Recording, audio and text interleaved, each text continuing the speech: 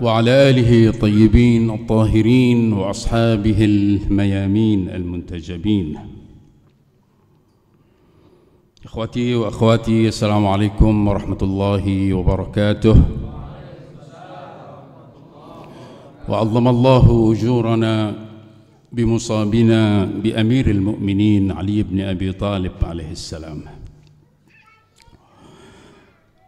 Ikhwan dan akhwat sekalian, pertama-tama izinkan saya untuk menghaturkan rasa duka dan bela sungkawa yang dalam kepada pribadi yang paling berkabung di malam seperti malam ini, yaitu kepada sahibul asri wal zaman, ajalallah ta'ala farjahu syarif, kepada para ulama, kepada para maraja', khususnya kepada wali wa amril muslimin hafizahullah, dan juga kepada segenap pecinta dan pengikut Rasulullah dan keluarga Rasulullah, khususnya antum yang berhimpun di tempat yang diberkati ini, atas musibah yang menimpa wujud suci Amirul Mukminin Ali bin Abi Talib alaihissalam.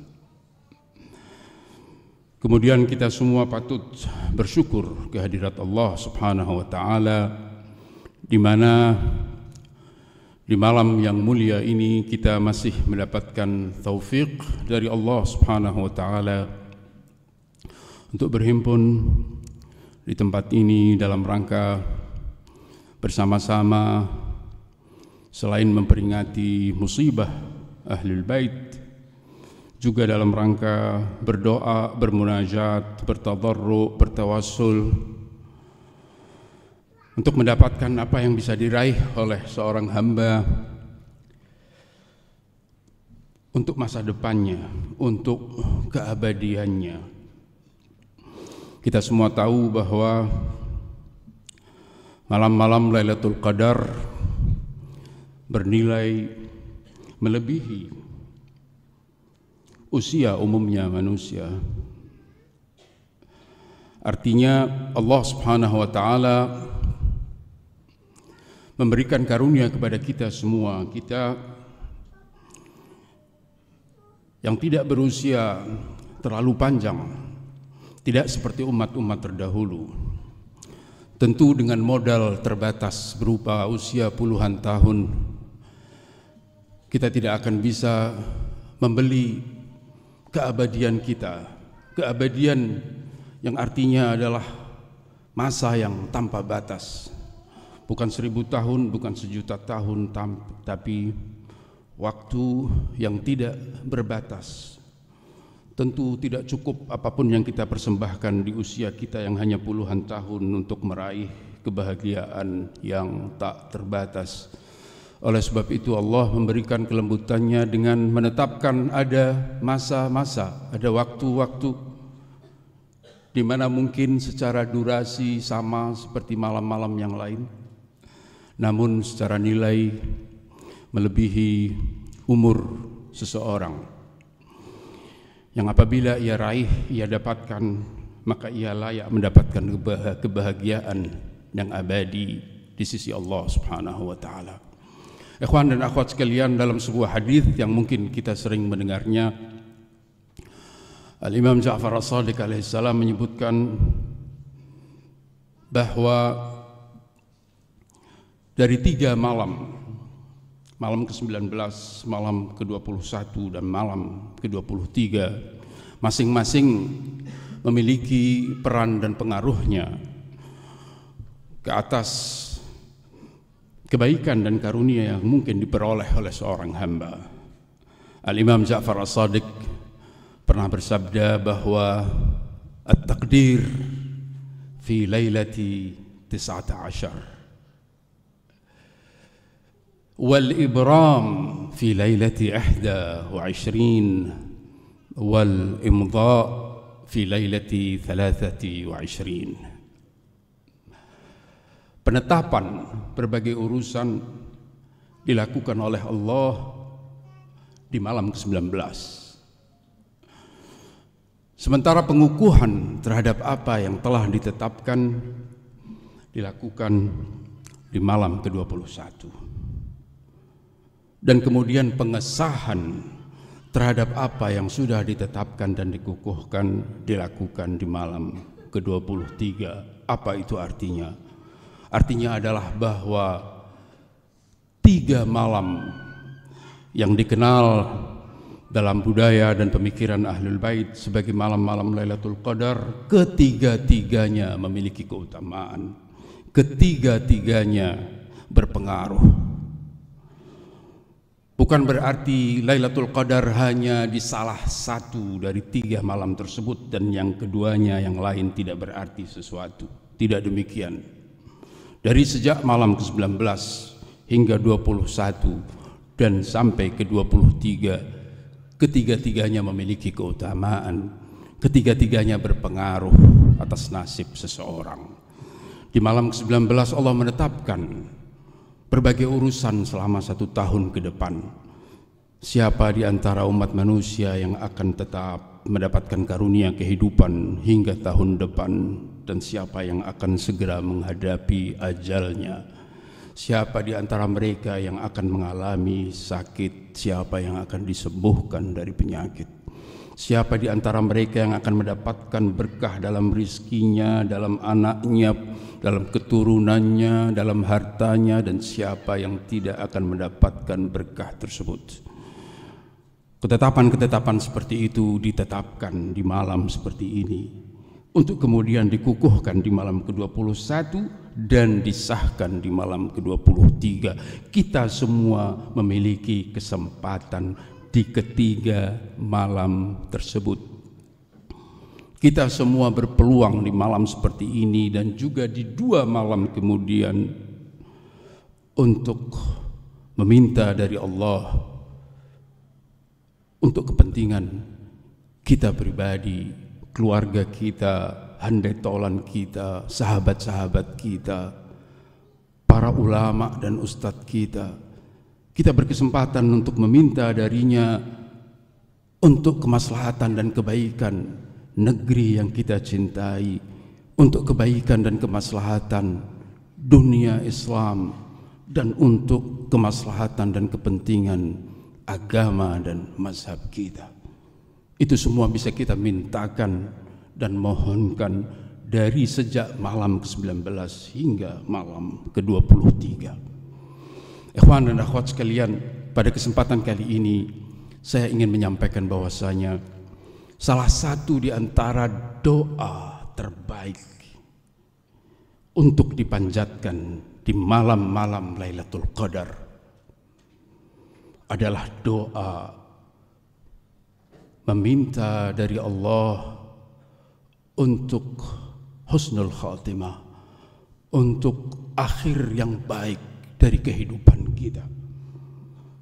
Ulama kita menyebutkan bahwasanya dalam konteks kepentingan pribadi, kebaikan pribadi, doa terbaik, teragung adalah ketika seseorang memohon dari Tuhannya untuk mengakhiri hayatnya dalam keadaan Islam dan iman, untuk mendapatkan akhir yang baik, untuk mendapatkan husnul khatimah. Tentu kebaikan dalam arti yang lebih makro, dalam arti yang lebih besar, untuk kepentingan umat manusia, untuk kepentingan kaum mukminin dan umat Islam. Doa untuk disegerakannya kehadiran Al-Mahdi azzalallahu ta'ala farjahu syarif adalah doa yang teragung. Tetapi sekali lagi, untuk kepentingan pribadi, untuk kepentingan diri sendiri, yang terbaik di antara doa-doa adalah meminta husnul khatimah, akhir yang baik dari kehidupan kita. Ikhwan dan akhwat sekalian, 30 tahun lebih sebelum musibah yang menimpa Amirul Mukminin Ali alaihissalam pada dini hari, di hari seperti hari ini, Rasulullah sallallahu alaihi wasallam pernah berdiri di hadapan sahabat-sahabatnya, tepatnya pada hari Jumat terakhir dari bulan Sya'ban. Beliau menjelaskan tentang berbagai keutamaan bulan Ramadan, mempersiapkan para sahabat untuk menyongsong kehadiran bulan suci Ramadan. Banyak kebaikan yang beliau sebutkan.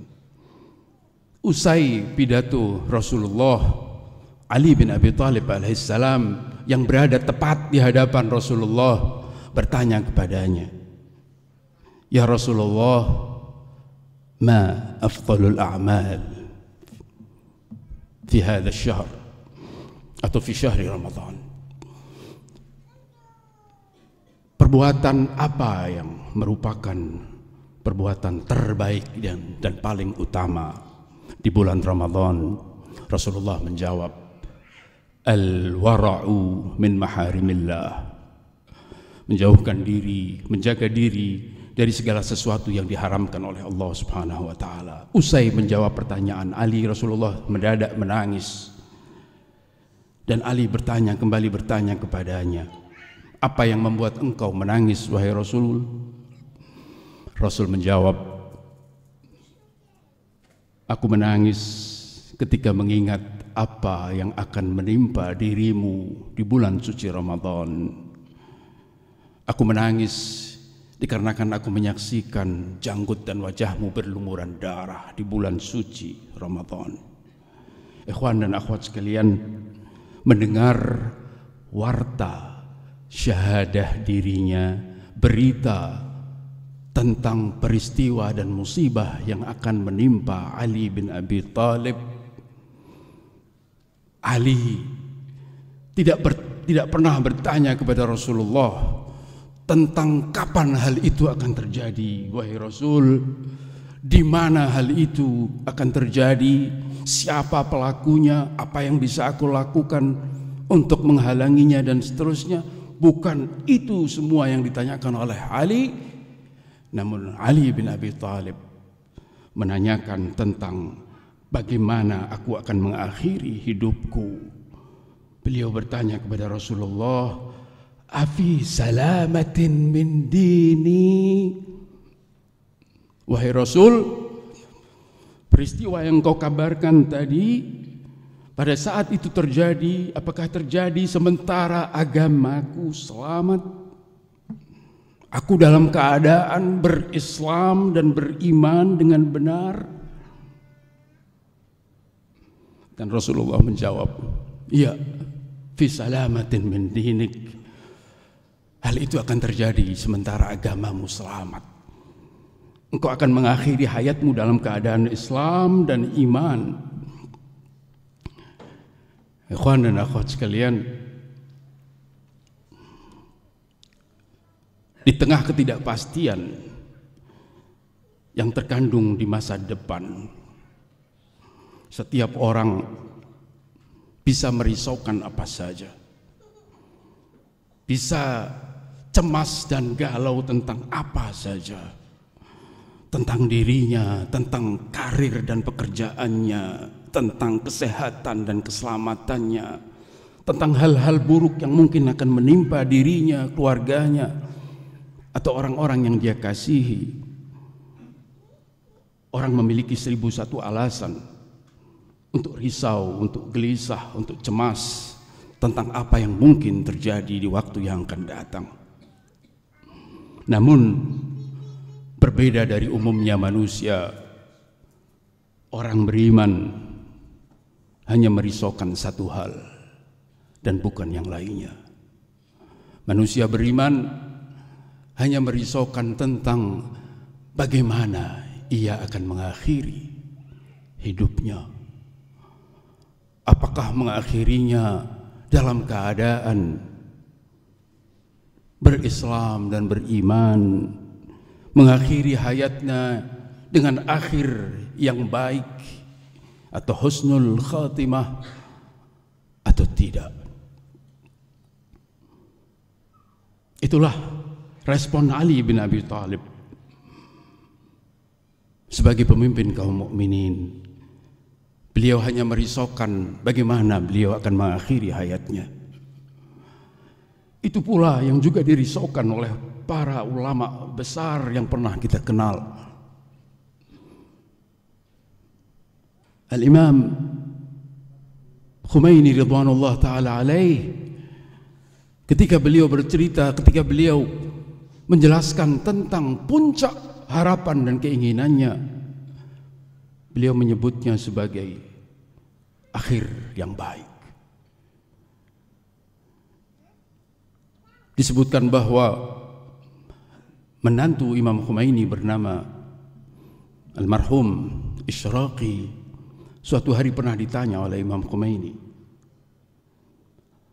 apabila Allah mengabulkan satu-satunya doamu, kata Imam Khomeini bertanya kepada menantunya, apabila Allah mengabulkan satu-satunya doa yang engkau panjatkan, apa yang akan engkau inginkan dari Allah? Menantu imam mengatakan, aku menginginkan ilmu yang banyak beserta amal. Ilmu yang banyak dan juga mengamalkan ilmu tersebut. Kemudian almarhum Ishraqi berbalik tanya kepada imam, Anda bagaimana kalau seperti itu? Artinya jika Anda memiliki satu doa yang dikabulkan oleh Allah, apa yang akan engkau minta? Imam Khomeini dengan semua kedudukan ilmu dan amalnya, dengan semua latar belakang perjuangannya, beliau mengatakan, jika ada satu doa yang akan Allah kabulkan dariku, maka aku akan meminta husnul khatimah. Aku akan meminta akhir yang baik. Ikhwan sekalian, tidak main-main masalah husnul khatimah. Ayatullah Qiraati pernah bercerita dalam salah satu sesi pelajaran Al-Qur'annya, mengatakan bahwa teman saya suatu hari di haram Al-Imam Ali Ar-Ridha alaihissalam menyaksikan ada 3 ulama besar duduk di sudut yang berbeda di haram Imam Ali Ar-Ridha alaihissalam. Orang tersebut bertanya kepada 3-tiganya tanpa sepengetahuan yang lain. Datang kepada ketiga-tiganya, satu persatu ia datangi untuk menanyakan pertanyaan yang sama. Ia bertanya, apabila Anda memiliki satu doa yang dikabulkan oleh Allah di tempat suci seperti makam Imam Ali Ar-Ridha alaihissalam, apa yang akan Anda minta dari Tuhan? Ikhwan sekalian, ketiga-tiganya tanpa sepengetahuan satu dari yang lain, ketiga-tiganya bersepakat mengatakan, aku akan meminta husnul khatimah dari Allah. Betapa pentingnya masalah akhir yang baik, ikhwan dan akhwat sekalian. Sesuatu yang seringkali kita lalaikan. Terbukti kita tidak pernah mencemaskannya. Terbukti kita tidak pernah mencemaskannya sama sekali. Kita merasa aman, seakan kita sudah memiliki jaminan bahwa kita akan mengakhiri hayat kita dengan baik, bahwa kita akan meraih husnul khatimah. Sementara ulama besar mencemaskannya, mengkhawatirkannya. Bahkan kalau diberi karunia doa yang dikabulkan, satu-satunya doa, mereka akan meminta husnul khatimah dan bukan yang lain. Ikhwan dan akhwat sekalian, dalam kehidupan di dunia, Allah menyelimuti kehidupan ini dengan tabir yang menutupi pandangan kita, sehingga kita tidak tahu siapa yang benar-benar baik dan siapa yang tidak. Orang baik bercampur dengan orang yang tidak baik, dan hal itu tidak diketahui oleh siapa-siapa hingga mereka sampai pada ajal mereka. Begitulah keadaannya, bahwa kita tidak akan pernah tahu di hadapan kita orang baik. Tentu kita akan menghukuminya sesuai dengan lahiriahnya, sesuai apa yang tampak dari kebaikannya. Tapi apakah ada jaminan bahwa yang baik akan tetap baik? Sebaliknya juga, yang buruk akan tetap buruk. Hanya Allah yang tahu. Dan hanya saat akhir dari kehidupan yang akan memberitahukan apakah orang itu akan tetap baik atau tidak. Apakah orang itu akan mengakhiri hidupnya dengan baik atau na'udzubillah dengan su'ul khatimah. Ikhwan dan akhwat sekalian, kita hanya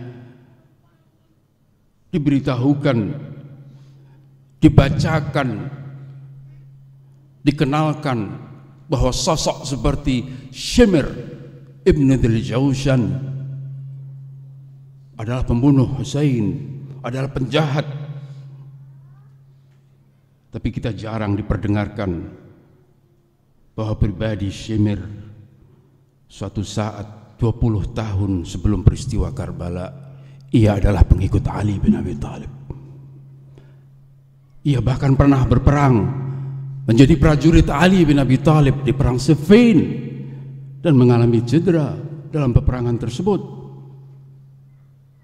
Sebelum 20 tahun kemudian ia menjadi Al-Guju Karbala.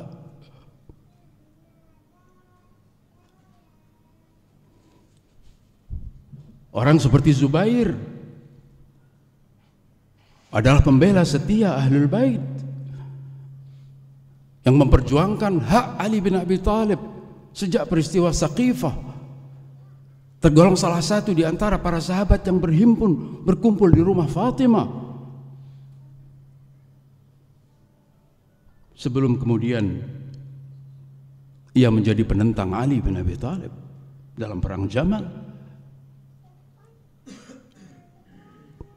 Ubaidillah bin Abbas pernah menjadi komandan pasukan Al-Imam Hasan Al-Mujtaba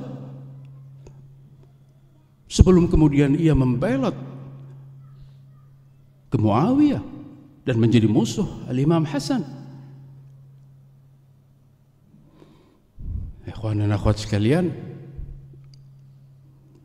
ketika mereka sebagai sahabat dan pengikut Ali,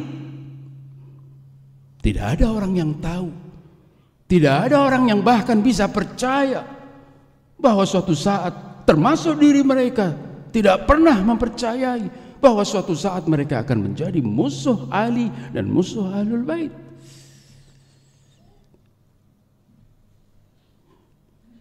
Diriwayatkan bahwa suatu hari Zubair memandangi wajah Ali bin Abi Thalib, masih di usianya yang muda, memandangi wajah Ali bin Abi Thalib seraya tersenyum bahagia melihat Ali. Rasulullah yang menyaksikan pemandangan tersebut bertanya kepada Zubair, "Wahai Zubair, apakah engkau mencintai Ali bin Abi Thalib?" Zubair mengatakan, "Tentu ya Rasulullah, aku mencintainya. Ali adalah keluargaku. Ali adalah keluargaku." Kita tahu bahwa Zubair adalah putra dari Safiyah yang merupakan bibi dari Imam Ali bin Abi Thalib, sepupu Ali, sepupu Rasulullah. Tentu aku mencintainya wahai Rasulullah, ia keluargaku. Rasulullah pada saat itu mengatakan, "Tapi suatu saat kelak engkau akan bangkit menentangnya ya Zubair." Zubair berkata keheranan, "Aku menentang Ali?" Tidak pernah percaya. Orang lain tidak tahu dan tidak pernah percaya. Diri mereka sendiri juga tidak pernah percaya bahwa suatu saat mereka akan berubah.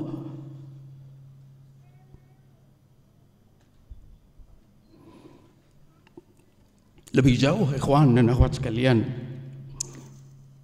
Dalam Al-Quran ada kisah yang diabadikan di dalam Al-Quran. Mungkin kalian pernah mendengarnya. Kisah tentang Bal'am Ba'ura. Bal'am Ba'ura adalah nama yang tidak secara eksplisit disebutkan di dalam Al-Quran.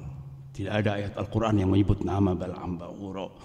Namun demikian para ulama ahli tafsir dari kalangan Sunni dan Syiah banyak yang mengkaitkan ayat 175, 176 surat Al-A'raf terkait dengan Bal'am Ba'ura. Ayat apa itu? Ayat yang berbunyi demikian. Watlu alaihim naba'alladzi atainahu ayatina fansalakha minha fa'atba'ahu syaitan fakana minal ghawin. Wahai Rasul, bacakan kepada mereka berita kisah tentang pribadi yang atainahu ayatina, kami karuniakan kepadanya ayat-ayat kami. Fansalakha minha, namun ia melepaskan dirinya dari ayat-ayat tersebut. Fa'atba'ahu syaitan, dan ia mengikuti setan. Fakana minal ghawin, hingga ia tergolong orang-orang yang sesat. Al-Quran melanjutkan, walau syi'nahu la rafa'nahu biha walakinnahu akhlada ilal ard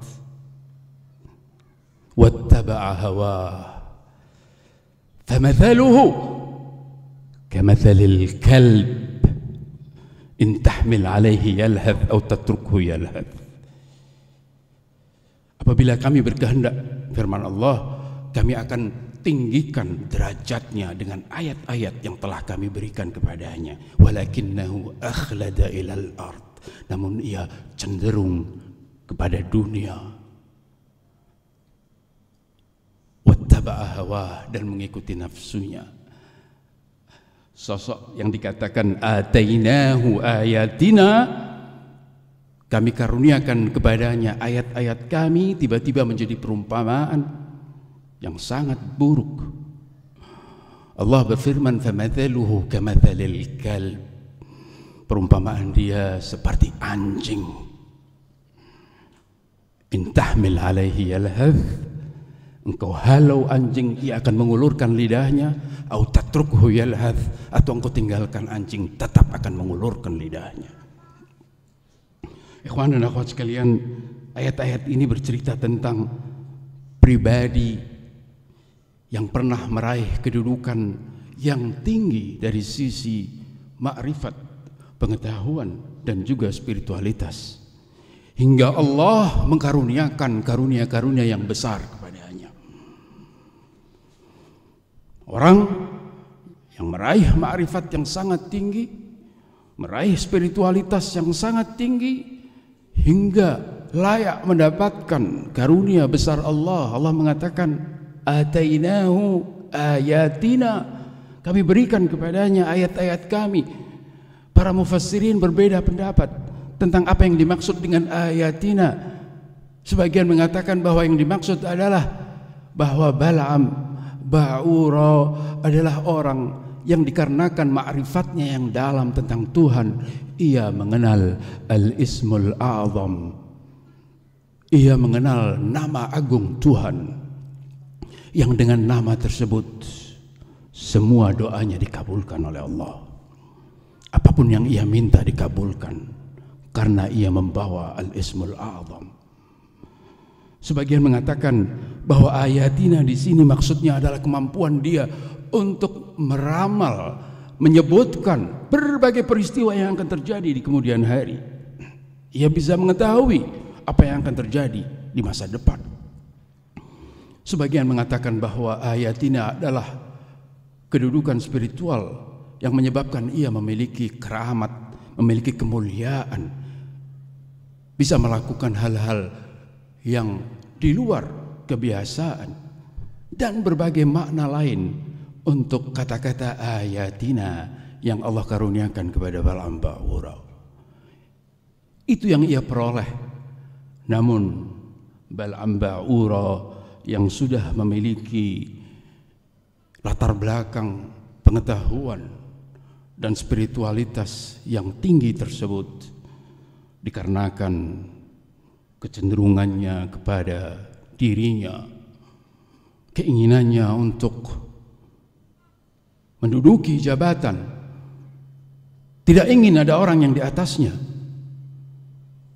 meski yang di atasnya adalah hujjah Allah di muka bumi yang paling sempurna pada masanya, yaitu Nabi Musa ala nabiyina wa alihi wa alaihi salam. Disebutkan dalam berbagai riwayat dan sejarah bahwa Bal'am Ba'ura bekerja sama dengan penguasa Amaliqah yang pada saat itu berkuasa di Baitul Maqdis dan Syam, melawan Nabi Musa, melawan komandan pasukan Nabi Musa, wasi Musa, yaitu Yusha bin Nun, yang akan memerangi Amaliqah dan membebaskan Baitul Maqdis. Keinginan dan syahwat berkuasa menyebabkan Bal'am Ba'ura melanggar ketentuan Allah, dan Allah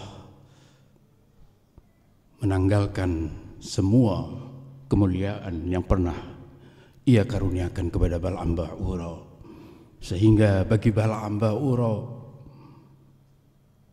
hidayah tidak lagi berarti, kebaikan tidak lagi berarti. Dia yang pernah memiliki ma'rifat yang luas, bagi dia sama saja. Punya pengetahuan dan tidak punya pengetahuan bagi Bal'am sama saja. Seperti anjing yang mengulurkan lidahnya, engkau tinggalkan atau engkau halu, tetap mengulurkan lidahnya. Ikhwan dan akhwat sekalian, sekali lagi betapa penting masalah akhir yang baik, masalah husnul khatimah.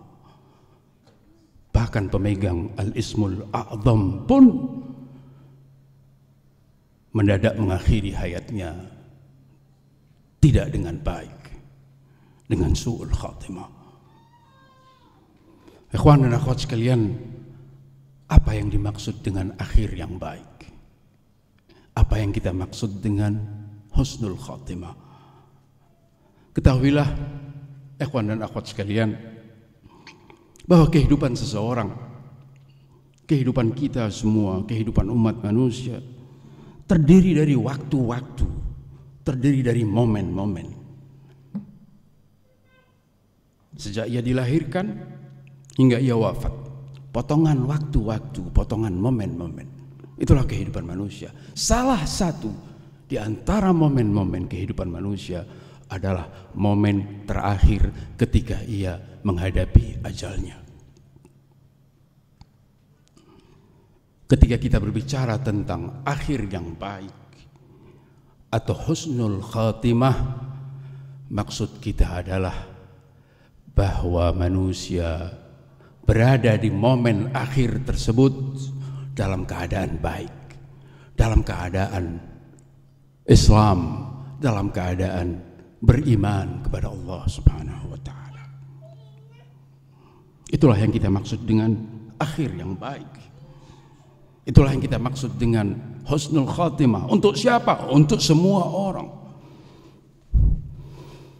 Bahkan untuk mereka yang merasa dirinya sudah beriman, merasa dirinya sudah berada di track yang benar, beriman kepada Allah, beriman kepada Rasulullah, beriman kepada a'immah ahlul bait, beriman kepada semua kebenaran, ia akan menghadapi saat terakhir dari kehidupannya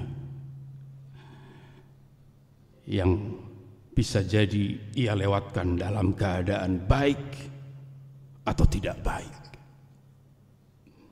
Betapa banyak ayat Al-Quran yang menegaskan pentingnya permasalahan ini. Kita kadang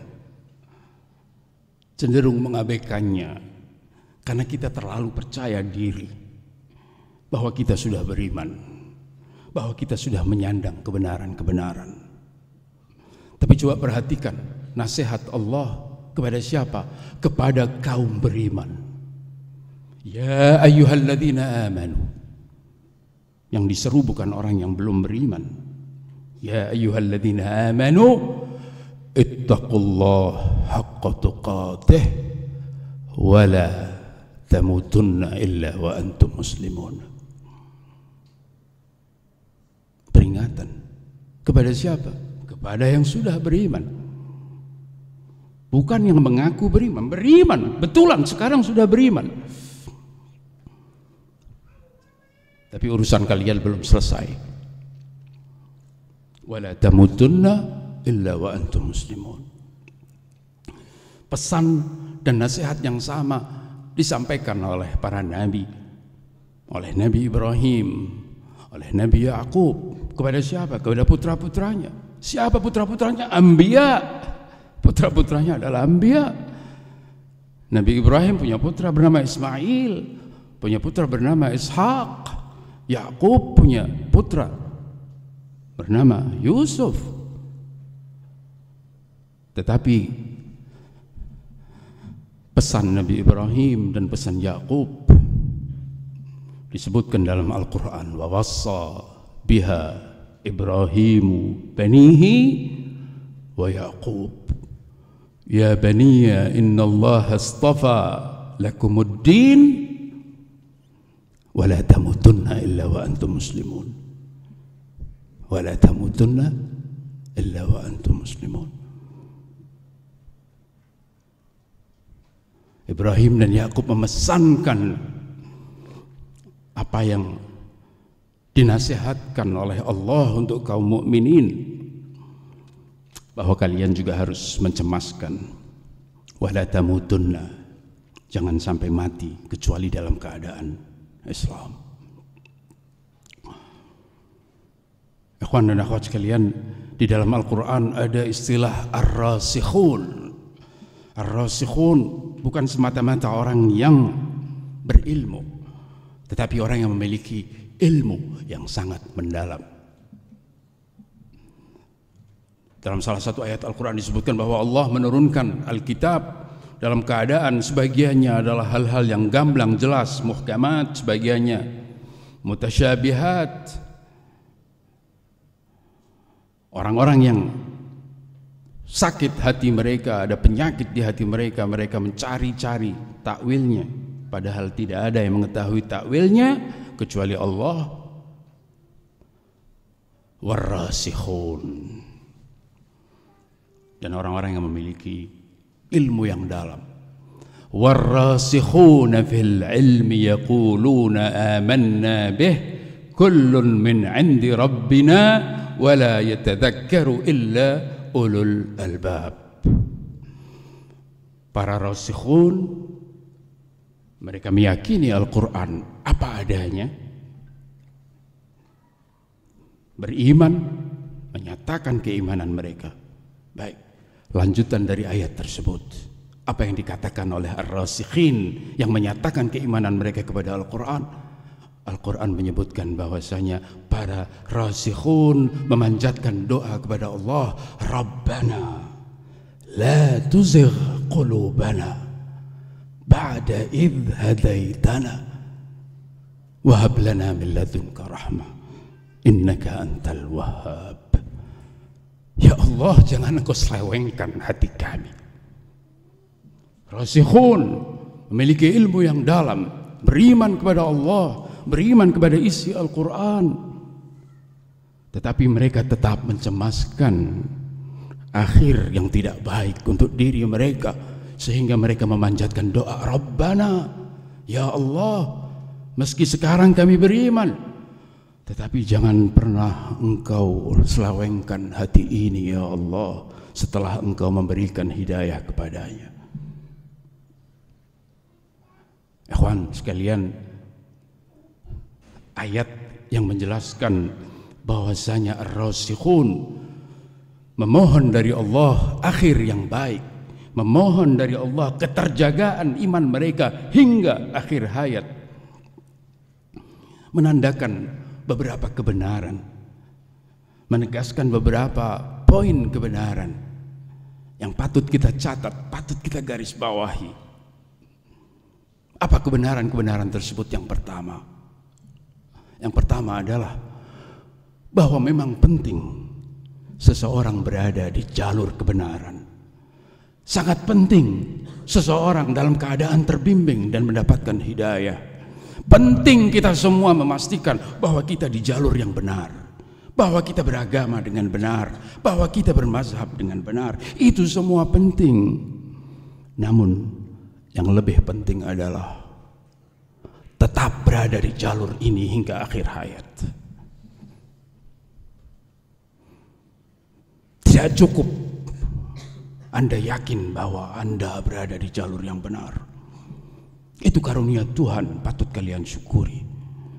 Tapi ada yang lebih penting. Bagaimana Anda tetap menjalani jalur kebenaran ini hingga akhir hayat. Ini yang pertama. Poin kebenaran kedua dari penegasan tentang ar-rasikhun adalah bahwa tidak selayaknya siapapun dari mereka yang beriman untuk meremehkan, untuk tidak menganggap penting, untuk bahkan tidak mencemaskan tentang bagaimana ia akan melewati akhir hayatnya. Setiap orang perlu mencemaskan hal tersebut. Di antaranya dengan berdoa kepada Allah Subhanahu wa taala seperti yang dipanjatkan oleh ar-rasikhun, Rabbana la tuzigh qulubana. Itu yang kedua. Dan yang ketiga, apabila ar-rasikhun mencemaskan bagaimana mereka akan melewati akhir hayat mereka, maka urusan selain rasikhun menjadi sangat jelas. Kalau rasikhun saja mengkhawatirkan, bagaimana selain rasikhun? Selain rasikhun, mereka tentu lebih layak untuk terus mencemaskan bagaimana ia akan menghadapi akhir hayatnya. Apakah ia bisa meraih akhir yang baik atau tidak? Itulah kenapa Al-Imam Ja'far As-Shadiq alaihissalam mengajarkan kepada para pengikutnya, khususnya mereka yang hidup di zaman ghaibah, di zaman penuh fitnah, di zaman di mana seseorang mengalami banyak ujian dari Allah, untuk mengulang-ulang pagi dan sore doa, Allahumma ya muqallibal qulubi wal absar, thabbit qalbi ala dinik, wa la tuzigh qalbi ba'da idh hadaitani, wa habli min ladunka rahmah. Itu yang dianjurkan oleh Imam Ja'far As-Shadiq.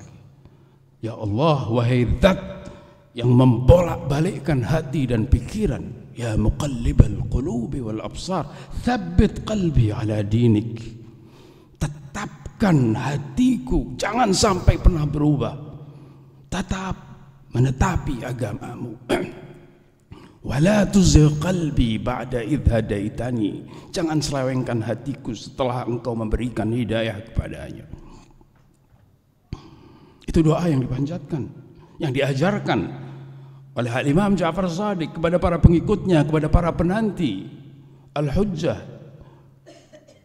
untuk membacanya setiap pagi dan sore. Akhwan dan akhwat sekalian, kita hampir tidak bisa menemukan doa yang diajarkan oleh Ahlul Bait yang di dalamnya tidak ada singgungan tentang pentingnya akhir yang baik dan bagaimana seharusnya setiap pendoa meminta dari Allah karunia akhir yang baik. Itulah kenapa kita temukan dalam doa Abu Hamzah At-Thimali yang sering kita baca di bulan Ramadan, khususnya di sahar-sahar bulan Ramadan.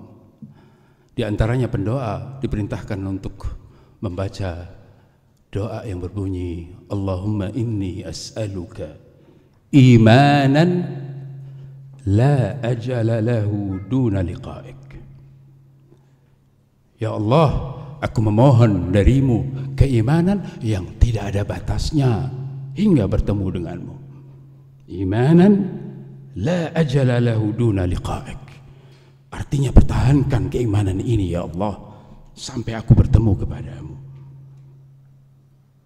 Dan yang lebih dahsyat lagi, ada sebuah doa, sebagian mengatakan bahwa itu didiktekan oleh Al-Ma'sum, ada yang mengatakan bahwa itu didiktekan oleh salah seorang ulama, namun disebutkan dalam Mafatihul Jinan, yaitu doa yang dikenal dengan sebutan doa Al-Adilah. Doa Al-Adilah. Doa Al-Adilah. Adilah itu artinya penyimpangan, penyelewengan. Dalam salah satu doa yang ma'thur dari Ahlul Bait disebutkan bahwasanya Allahumma inni a'udzubika minal adilati 'indal maut. Ya Allah, aku berlindung kepadamu dari penyelewengan hati ketika maut. Nah, di dalam doa Adilah, di dalam doa yang dinamai dengan Al-Adilah, di situ pendoa diajari untuk berkata kepada Tuhannya. Pertama, menjelaskan tentang keyakinannya di hadapan Tuhan, menyebutkan, menyatakan, mengakui keimanannya tentang berbagai item keyakinan, dari keimanan tentang Allah, tentang Rasul, tentang Alkitab, tentang hari akhir dengan semua detailnya, keyakinan terhadap para a'immah, syafaat mereka, dan hampir seluruh poin keyakinan yang harus diyakini oleh seseorang. Setelah menyebutkan semua keyakinan tersebut, pendoa diajari untuk berkata kepada Tuhannya, ya Allah, Engkau adalah zat yang terbaik untuk menerima titipan. Engkau mengajarkan kepada kami untuk mengembalikan titipan kepada pemiliknya. Dan Engkau adalah zat yang terbaik menerima titipan. Ya Allah, aku titipkan semua keyakinanku yang sudah aku sebutkan kepadamu. Dan kembalikan keyakinan itu pada saat ajalku tiba. Ya Arhamar Rahimin, inni auda'tuka dzalika yaqini. Allahumma ya Arhamar Rahimin, inni auda'tuka yaqini hadha wa thabata dini wa anta khairu mustawda' wa qad amarta an-nasa bihifdzil wada'i faruddaha ilayya waqta huduri mauti ya Arhamar Rahimin. Akhir dari doa Adilah mengajari kepada pendoa untuk mengatakan demikian kepada Allah. Ya Allah, aku titipkan semua keyakinanku, semua keteguhan agamaku kepadamu. Engkaulah zat yang terbaik untuk menerima titipan. Engkau sendiri memerintahkan orang-orang untuk menjaga titipan orang dan mengembalikannya kepada pemiliknya. Kembalikan titipanku berupa keyakinan-keyakinan itu saat kematianku.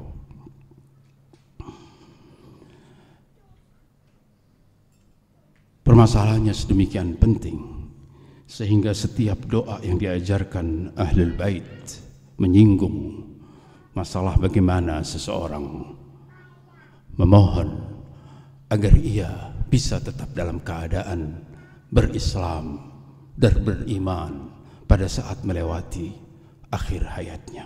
Ikhwan dan akhwat sekalian, pertanyaan penting yang seharusnya membayangi kita semua di malam seperti malam ini, di malam-malam Lailatul Qadar, adalah apa yang seharusnya kita lakukan agar kita bisa memastikan bahwa kita akan melewati akhir hayat kita dengan baik. Apa yang perlu dilakukan oleh seorang hamba agar ia terhindar dari akhir yang buruk dan mendapatkan husnul khatimah? Apakah sholat kita Apakah puasa kita, apakah umrah dan haji kita, apakah tawasul dan ziarah kita cukup untuk menjamin bahwa kita akan bisa melewati akhir hayat kita dengan baik? Ini yang seharusnya menjadi pertanyaan yang membayangi kita semua. Kita semua telah berikhtiar dengan banyak kebaikan semampu kita, melaksanakan salat, puasa, ziarah para imam, bertawasul dan lain sebagainya. Pertanyaannya, apakah hal itu cukup untuk menjamin akhir yang baik? Ikhwan sekalian, kalau kita baru berziarah, ada pribadi-pribadi yang pernah berperang dengan Amirul Mukminin, berperang bersama Amirul Mukminin, menjadi prajurit Imam Ali bin Abi Thalib. Tapi hal itu tidak menjadi jaminan baginya untuk mendapatkan akhir yang baik. Kita juga patut bertanya, apakah yang sudah kita lakukan bisa menjadi jaminan bahwa kita akan melewati akhir hayat kita dengan baik? Jawabannya adalah benar, bahwa semua itu yang kita lakukan, yang kita ikhtiarkan adalah sesuatu yang baik. Sesuatu yang baik dan sangat baik. Namun ketahuilah, ibarat jalan-jalan cabang, jalan-jalan kelas 2 dan kelas 3. Kebaikan-kebaikan yang kita lakukan ini harus bisa mengantarkan kita kepada jalan utama. Apapun yang kita lakukan berupa ibadah, salat, puasa, tilawatul Quran, ziarah, tawassul, ibarat channel-channel kebaikan, jalur-jalur kebaikan yang harus mengantarkan kita kepada jalur utama, kepada jalan kelas 1 yang bisa mengantarkan kita kepada tujuan, yang bisa mengantarkan kita kepada Allah. Apa jalur utama tersebut? Jalur utamanya adalah penghambaan kepada Allah Subhanahu wa taala. Jalur utamanya adalah seperti yang disebutkan dalam Al-Qur'an, wa ani'buduni hadza siratum mustaqim. Kebaikan-kebaikan yang kita lakukan ibarat channel-channel, ibarat subul dalam istilah Al-Quran, jalur-jalur kecil yang bisa mengantarkan kita kepada jalur besar, kepada jalur utama.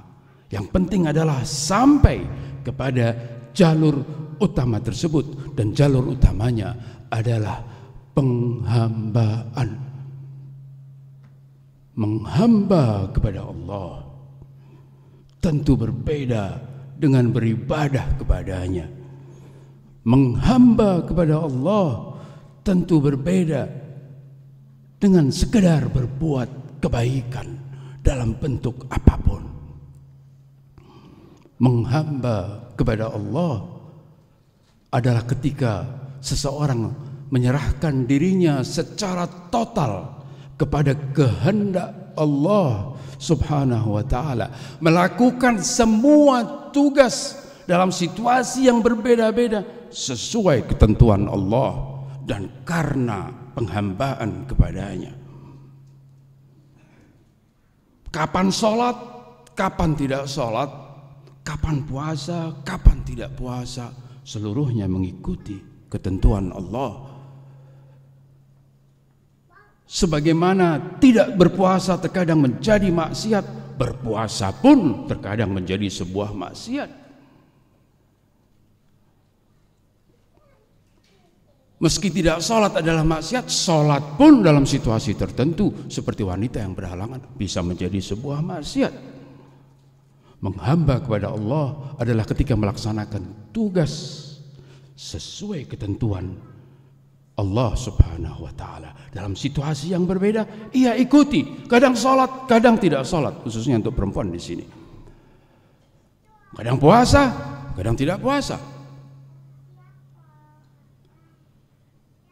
Kadang berbicara, kadang diam. Itu juga mengikuti ketentuan. Tidak selamanya orang harus berbicara tentang apapun, bahkan tentang sesuatu yang tidak ia ketahui dan tidak ia kenali efek-efek buruknya di tengah masyarakat. Seseorang untuk berbicara dan diam harus mengikuti ketentuan Allah. Seseorang untuk berperang dan berdamai juga mengikuti ketentuan Allah. Tidak penting bagi Tuhan. Tuhan tidak pernah diuntungkan dengan salat kita dan puasa kita. Tuhan tidak diuntungkan dengan haji, umrah dan jihad kita. Tuhan tidak diuntungkan dengan koar-koar kita tentang hal-hal yang tidak pernah kita ketahui. Tuhan tidak diuntungkan dengan jihad yang tidak pada tempatnya. Menghamba Tuhan, menghamba kepada Tuhan adalah ketika engkau mengikuti ketentuan Tuhan. Apapun ketentuan itu, terkadang kita diminta untuk berpuasa, terkadang tidak berpuasa. Terkadang kita diminta untuk berbicara, terkadang kita diminta untuk diam. Terkadang kita diperintah untuk berperang, terkadang kita diperintah untuk damai. Ya, berbeda antara ibadah dan ubudiyah. Yang bisa mengantarkan manusia kepada Tuhannya adalah ubudiyah dan bukan semata-mata ibadah. Ibadah adalah perbuatan. Ibadah masuk dalam kategori perbuatan yang dilakukan dengan niat untuk mendekatkan diri kepada Allah. Itulah ibadah. Tapi apakah setiap ibadah adalah ubudiyah? Belum tentu. Terkadang seseorang melakukan sesuatu, niatnya untuk mendekatkan diri kepada Allah, tetapi bukan muncul dari penghambaannya. Seperti ketika seseorang salat dengan semua aturan main, dengan semua ketentuannya. Namun ia salat dikarenakan hal itu sudah biasa dia lakukan dari sejak kecil. Sudah bagian yang menyatu dengan dirinya. Begitulah yang diajarkan kepada orang tuanya dan dia laksanakan. Ketika ia sudah dewasa dia laksanakan seperti apa yang biasa ia lakukan. Itu salat. Apakah di sana ada kesadaran tentang bahwa dia salat karena dia adalah hamba Tuhan yang harus mengikuti ketentuannya? Belum tentu. Belum tentu. Orang bisa melakukan amal kebaikan berupa banyak ibadah, namun hal itu dikarenakan itulah yang sudah lekat dengan dirinya. Itulah yang sudah biasa dia lakukan, tidak nyaman kalau ia tinggalkan. Belum lagi kalau ditambahkan pemahaman tentang apa kata orang kalau aku tidak melaksanakannya. Apa kata orang kalau aku tidak umrah, tidak haji? Apa kata orang kalau aku tidak bersedekah? Apakah ibadah seperti itu menandai ubudiyah? Sama sekali. Ibadah adalah perbuatan dengan niat untuk mendekatkan diri kepada Allah, tetapi tidak otomatis menjadi upaya untuk berubudiyah. Ubudiyah adalah ketika seseorang melakukan apapun dengan kesadaran bahwa ia melakukannya karena dia adalah hamba Tuhan yang harus melakukan apapun yang diinginkan oleh Tuhannya. Ubudiyah adalah tingkat kesadaran, tingkat ma'rifat dan pengetahuan ketika seseorang melihat dirinya dan semua makhluk terikat dengan kehendak Allah, harus melaksanakan apa yang diinginkan oleh Allah, harus merefleksikan apapun yang menjadi kehendak Allah. Tidak ada peluang baginya untuk tidak menyahuti kehendak Allah. Ubudiyah adalah ma'rifah. Ma'rifah tentang ketergantungan setiap hamba kepada Tuhan secara eksistensial. Itulah kenapa Imam Ja'far As-Shadiq alaihissalam ketika menjelaskan tentang ubudiyah, beliau menjelaskan bahwasanya wa idza arafuh abadu. Kapan orang menghamba kepada Tuhan? Ketika ia mengenali Tuhan. Bukan ketika ia.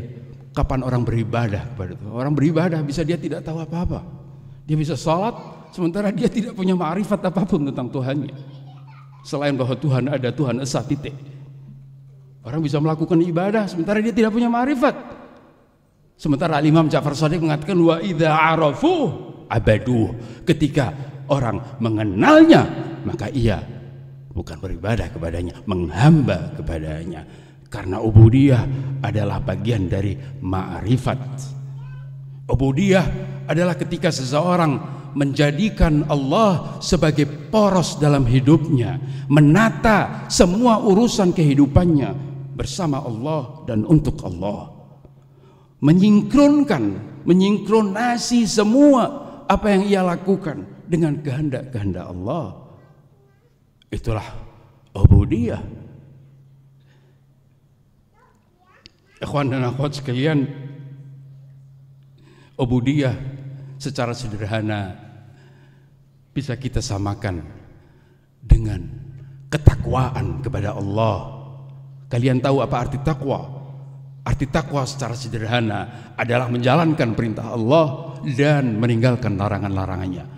Ubudiyah adalah ketakwaan kepada Allah, tapi bukan dengan alasan apapun, melainkan dengan alasan penghambaan, dan itulah yang disebut dengan ketakwaan yang sebenar-benarnya. Ittaqullah haqqa tuqatih. Ketika engkau melaksanakan perintah, ketika engkau meninggalkan larangan, bukan dikarenakan takut kecaman umat manusia terhadap dirimu, bukan dikarenakan ini bagian yang udah secara default ia jalani dalam hidupnya sejak kecil. Bukan ia jalani dikarenakan ia hendak mendapatkan keuntungan sesuatu.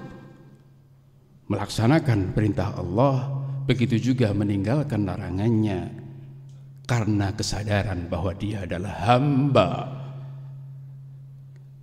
Karena kesadaran bahwa ia terikat dengan kehendak Allah dan dia tidak punya space untuk tidak menjalani apa yang dikehendaki Allah. Itulah baru penghambaan. Orang bisa meninggalkan dosa dikarenakan rasa malu. Malu kepada siapa? Kepada mereka yang ada di sekitarnya.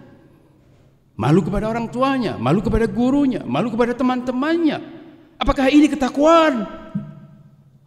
Meninggalkan dosa, pelanggaran dan dosa karena malu, karena tidak enak.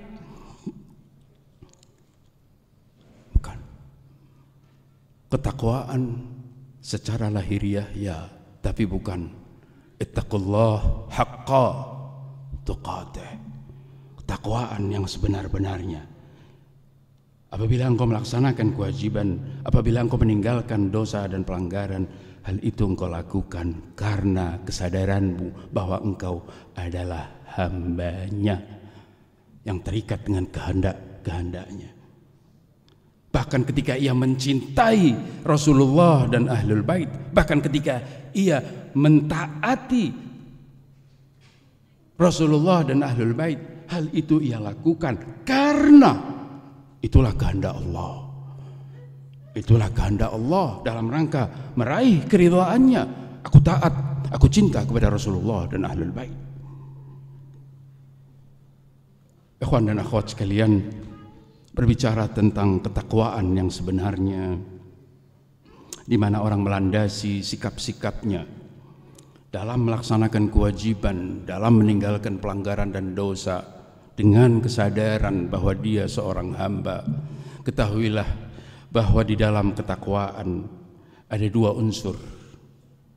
Itu pemaknaan yang sangat simpel yang disampaikan oleh para ulama kita. Setiap ketakwaan di dalamnya ada dua elemen, dua unsur. Unsur pengamalan, kewajiban, perintah, dan unsur meninggalkan dosa dan pelanggaran. Mana yang lebih penting dari dua unsur tersebut? Tentu sangat penting kita melaksanakan semua kewajiban. Namun ketika kita harus membandingkan antara dua elemen ketakwaan, mengamalkan perintah dan anjuran atau meninggalkan pelanggaran dan dosa, ketahuilah bahwa unsur yang lebih penting, yang sangat berpengaruh dalam pembahasan kita, berpengaruh atas nasib seseorang dalam melewati akhir hayatnya, adalah unsur meninggalkan pelanggaran dan dosa. Meninggalkan pelanggaran dan dosa. Kenapa, ikhwan sekalian? Kenapa meninggalkan pelanggaran dan dosa yang merupakan salah satu elemen ketakwaan lebih penting dari unsur mengamalkan kewajiban?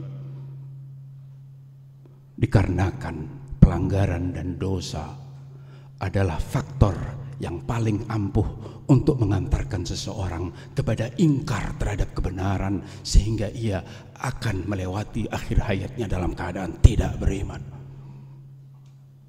Dosa dan pelanggaran itulah biang keladi yang bisa menyebabkan kita tidak lolos menghadapi akhir hayat kita.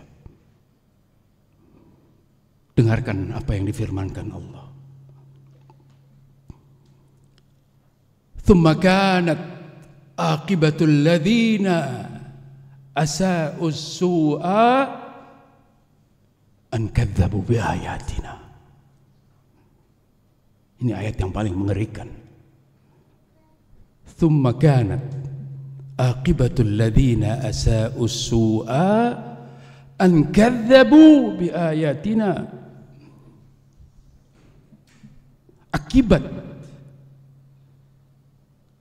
perbuatan buruk yang dilakukan seseorang, akibatul ladzina asa'us su'a, akibat orang-orang yang berbuat keburukan, sampai pada titik di mana ia kadzabu bi ayatina, ia mendustakan ayat-ayat kami. Itulah permasalahan besarnya, bahwa pelanggaran dan dosa, na'udzubillah, bisa mengantarkan seseorang kepada kondisi di mana ia mendustakan kebenaran, mendustakan ayat-ayat Allah, mengakhiri hidupnya dengan, na'udzubillah, mendustakan kebenaran. Maka dari itu, ketakwaan yang bisa menjadi jaminan bagi akhir hayat yang baik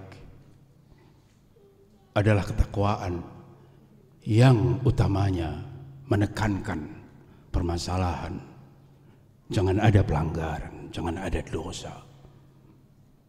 Karena dosa punya potensi untuk mengantarkan Anda kepada sikap inkar kepada Tuhan, inkar terhadap kebenaran.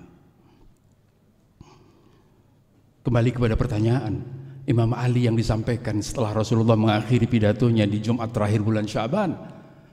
Ali bertanya, perbuatan apa yang afdal di bulan Ramadan?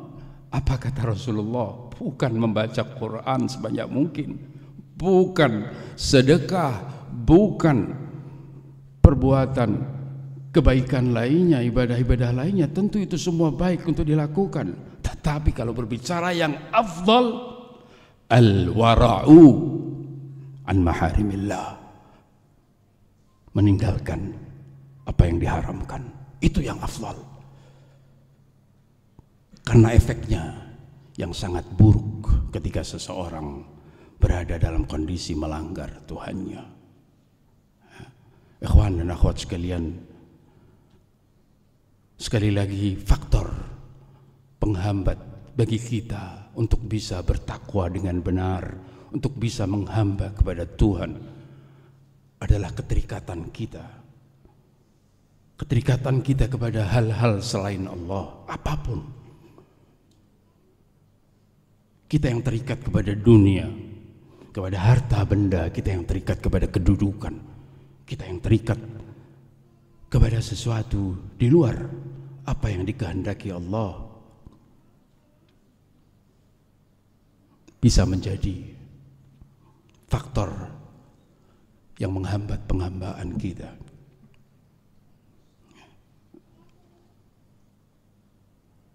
Kita sudah sebutkan, ada orang-orang yang punya latar belakang yang jauh lebih baik dari kita.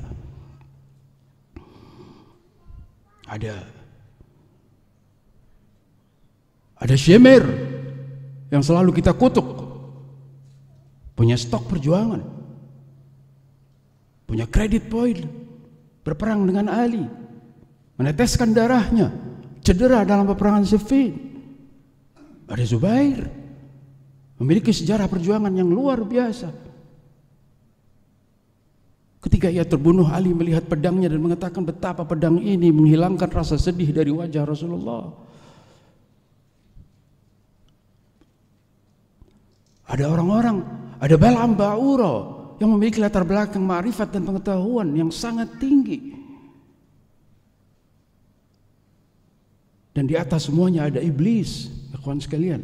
Iblis dengan kredit poin berupa ibadah 6.000 tahun beribadah kepada Allah.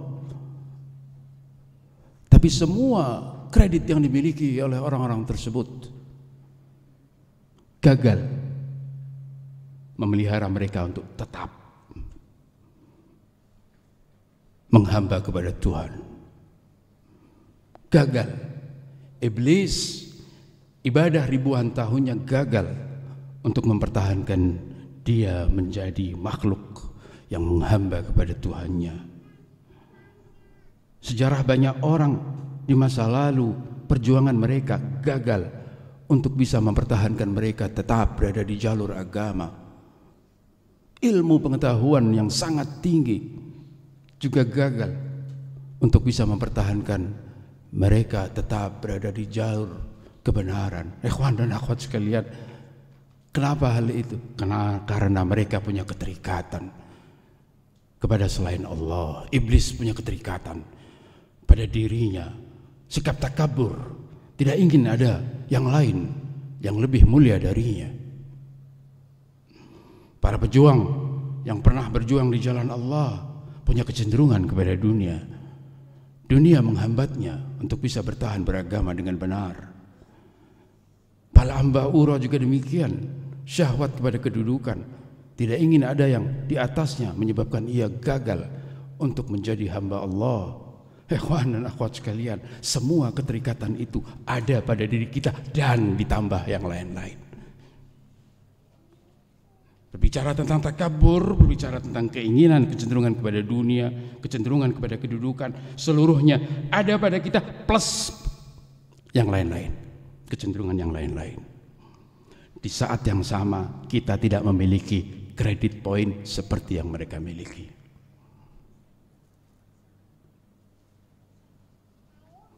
Keterikatan kepada selain Allah kita miliki, insya Allah lebih banyak dari yang mereka miliki.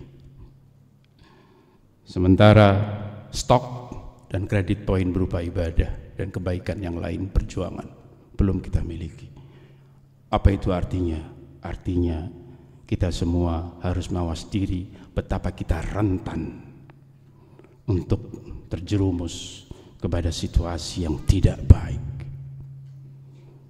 Untungnya, ikhwan sekalian, untungnya kita menjalani kehidupan yang landai-landai saja. Alur kehidupan kita landai. Tidak ada sesuatu yang, tidak ada aral melintang, tidak ada hambatan yang serius yang kita hadapi berupa ujian. Sehingga kita masih aman. Tapi pada saat tipikal kehidupan kita berubah dan kita menghadapi ujian yang berat dalam kehidupan, maka di saat itulah kita rentan untuk jatuh kepada sikap inkar kepada kebenaran. Na'udzubillah min dzalik. Maka dari itu di malam seperti ini kita ingin sampaikan kepada Tuhan, kepada Allah Subhanahu wa taala, ya Allah, sungguh kami tidak memiliki sesuatu. Tidak ada stok ibadah yang banyak yang kami punya. Tidak ada sejarah perjuangan yang berarti yang pernah kami persembahkan. Kami juga tidak mengenalmu dengan baik. Kami tidak memiliki makrifat yang cukup tentang Engkau, tentang Nabi-Mu, tentang imam-Mu. Kami miskin dengan kredit poin yang pas-pasan, ya Allah. Sementara jiwa kami dipenuhi dengan banyak keterikatan kepada selain-Mu. Betapa kami terikat kepada dunia kami, betapa kami terikat kepada harta benda, kepada anak dan keluarga, terkadang melebihi keterikatan kami kepadamu, ya Allah. Ya Allah, kami hendak nyatakan di malam seperti ini bahwa kami tidak memiliki apa-apa dan siapa-siapa kecuali kecintaan kami kepada Nabi-Mu dan keluarga Nabi-Mu. Ya Allah, kami hanya punya syafaat Rasul-Mu dan keluarga Rasul-Mu, ya Allah. Jangan biarkan hati kami tidak mencintai mereka, ya Allah. Biarkan cinta ini ada pada jiwa dan hati kami hingga akhir hayat kami, ya Allah. Karena itulah satu-satunya harapan kami, ya Allah. Kami berharap Rasulullah dan para imam Ahlul Bait datang kepada kami di saat-saat sulit kami melewati akhir hayat kami, ya Allah. Itulah yang kami harapkan, bahwa kami bisa terjaga dari sikap ingkar kepadamu, dari pelanggaran dan dosa kepadamu, ya Allah.